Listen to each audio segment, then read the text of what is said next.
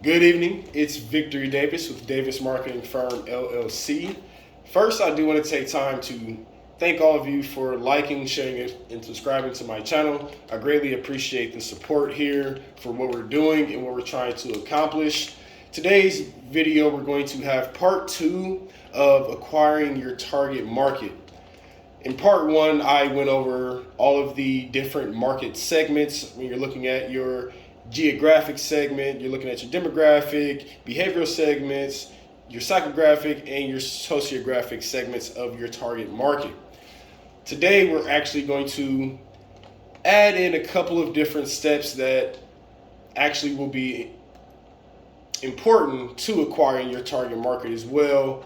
And that's going to involve implicit versus explicit thinking, along with something that I stumbled upon across involving your target market, which is called the PMF, otherwise known as the product market fit. And this is a great way to look at your market share as you're trying to build into your target market. So let's just go over a quick overview of your target market and the different segments that it involves. With the geographic segment of your target market, again, as I focused in on the original video in part one of acquiring your target market, I mentioned you're going to focus on areas that they live in, areas that they shop, and or particular locations that they love to find themselves around. Excuse me.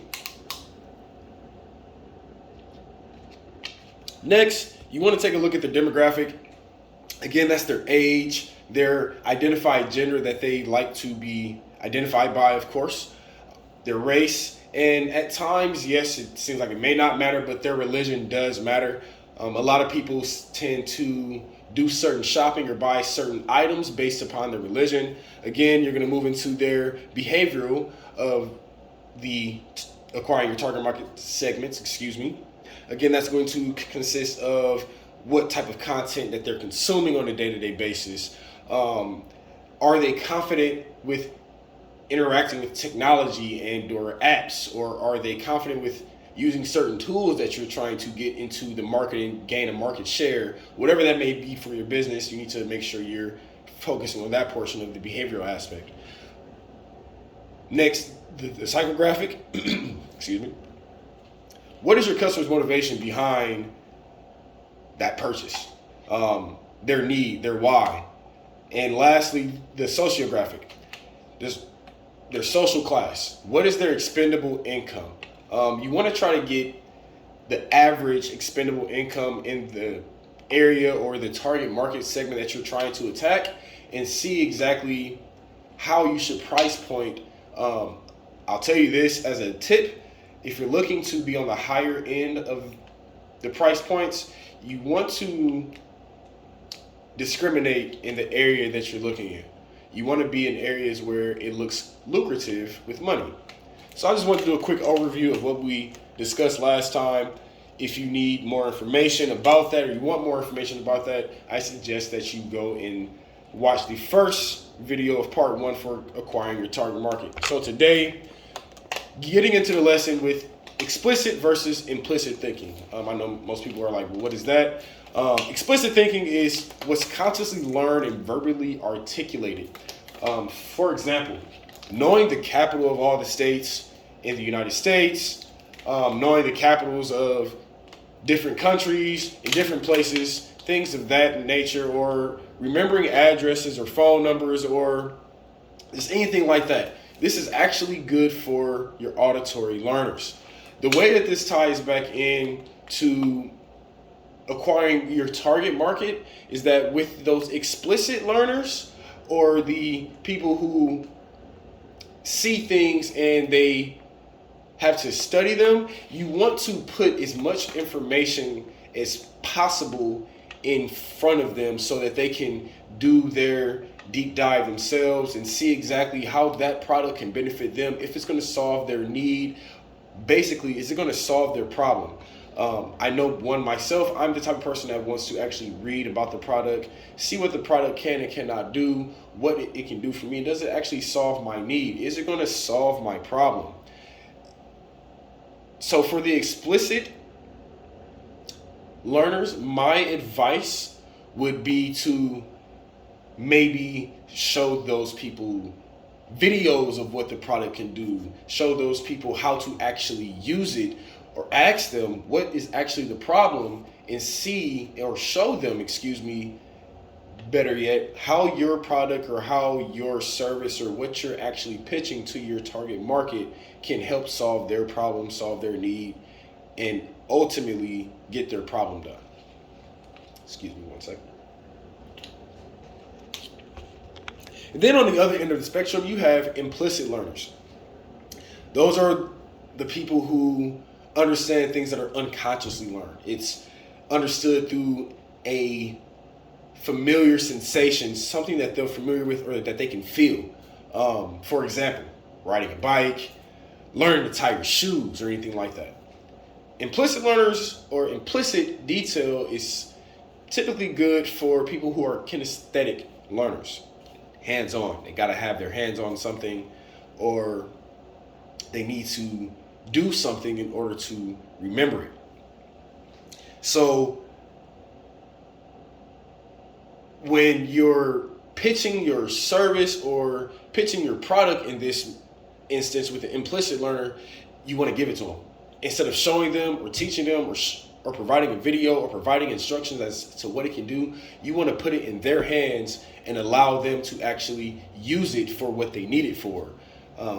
Give them a chance to have a sample run on that product. Give them a chance to actually try to use the product for their need or for their issue that they need to have solved. As I say in marketing, the most powerful tool of marketing is word of mouth. And I guarantee you, if what you're trying to sell to your target market, when you're attacking those explicit and those implicit learners, if you hone in on their characteristics, again, most explicit learners are going to be auditory learners, and most implicit customers or consumers / learners are going to be kinesthetic learners. They're going to learn by hands-on. Lastly, and going forward, I wanted to share something with you guys about PMF, product market fit. When I was going across this, I realized that this is something that most people or most owners or most companies or startup companies that want to get out in the market and develop market share or potentially override another competitor's market share and take it for their own, we need to understand product market fit. And I got this out of an entrepreneurial magazine, great read. I kind of get every month. So your product market fit is never about sales. You need to attack the need of your consumer, and your sales will come naturally. Sales will not translate to long-term customer loyalty. For example, I need a nail, or let's just say I want a particular pair of shoestrings. It's happening now, it's popular. That particular pair of shoestrings may drive sales for 3 months, for 6 months, maybe a year, until that fashion fad decides to go out. Did you attack the customer's need? Did you highlight exactly what they needed?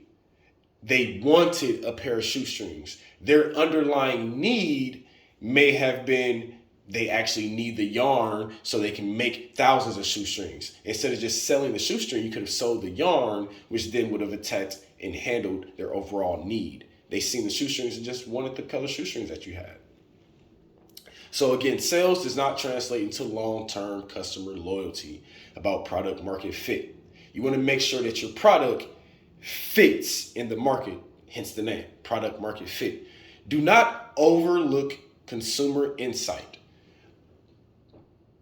Your target market is going to tell you exactly what they need, exactly what they want, exactly how they want it, and exactly what they need the product to do. Your job as the owner operator, as the product designer, product developer, is to listen. Listen to what they're saying that they need, that they want out of the product, what they feel it should do, and what their overall problem is, and design the product to handle every step that they're asking for. If you overlook consumer insight, you're going to lose loyalty, and you're going to lose what most business owners and managers care about. The bottom line, you're not going to get sales. You need to please your consumers and customers first, and sales will always follow. Again, product market fit. Make sure your product fits in the market. Sales do not translate to long-term customer loyalty. Just because, again, to sum that up, just because your product is selling in that market doesn't mean it fits. I could sell you a bike in the workout market, and you may have 10 other friends that go buy a treadmill because of its longevity or because of its multiple different types of workouts. I'm solving a need. Some people can't ride a bike, but everyone can walk. Some people may do a brisk walk. That treadmill is solving more needs than that bike ride is. A product that fits has longevity in the market. Remember that. If your product fits in the market, sales will come and you will have longevity. In other words, as a teacher coined it for me, it's called your blue ocean strategy. Again, as always, my name is Victory Davis. I hope you guys find this information useful. Please, if you have any questions and or concerns, we can be reached at area code 208-891-3563 or by email at davismarketingfirmllc@gmail.com. Thanks.